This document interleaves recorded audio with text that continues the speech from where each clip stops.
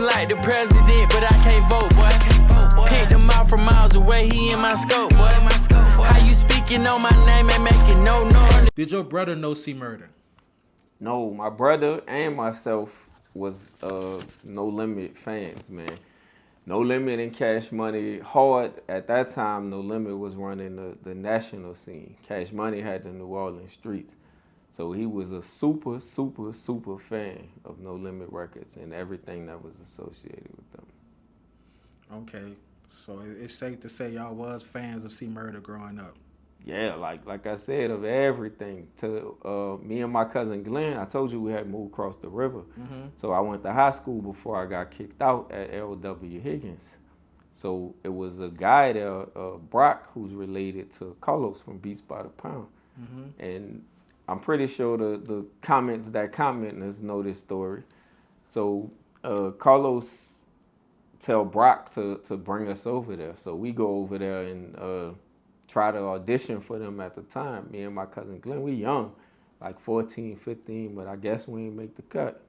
But that's how deep we went for as wannabe fans. And Brock and Carlos can attest to that story. Okay. Do you mind sharing us the first story you heard about what happened with your brother? And can you go a little more detail about how the situation evolved? Yeah, so the first thing was my cousin Frando when I called home. So you heard me say this countless amount of times.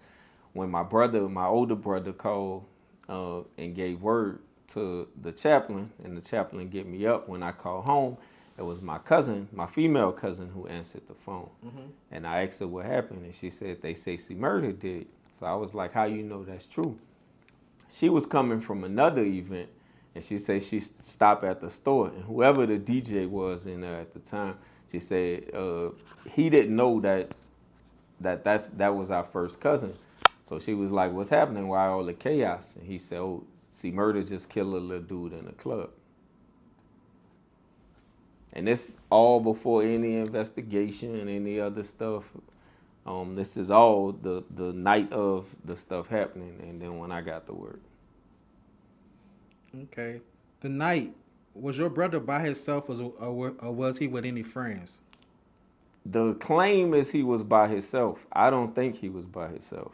I think he was with friends, because one of my homies, that's who ID he had. So when I say fake ID, I don't mean fake as in we go and make an ID off the computer. I mean fake as in it's not his ID. It was a legit ID, but it was someone else's ID that he had. And I know because I talked to that brother and we talked, and he felt like stuff was his fault. But I explained to him, like, you're not God. And have you not given him the ID, he would have got it from somewhere. Because, like I said, he was a fan. He was trying to meet his idol. Okay. So for the people, they I saw in the comments, and this is for the comments. They want to know, are you and the family filing a lawsuit against the club for allowing him to go in at a young age?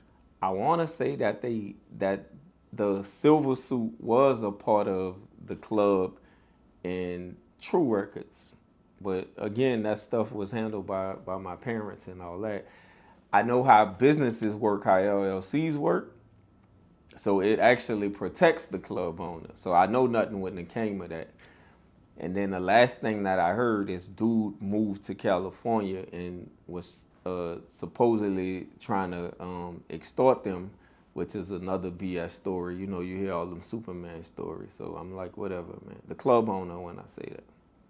No, bitch ain't bigger than the program. Bitch ain't bigger than the program. Bitch ain't bigger than the program. Next time you need to remember. Bitch ain't bigger than the program. I ain't no nigga bigger than the program.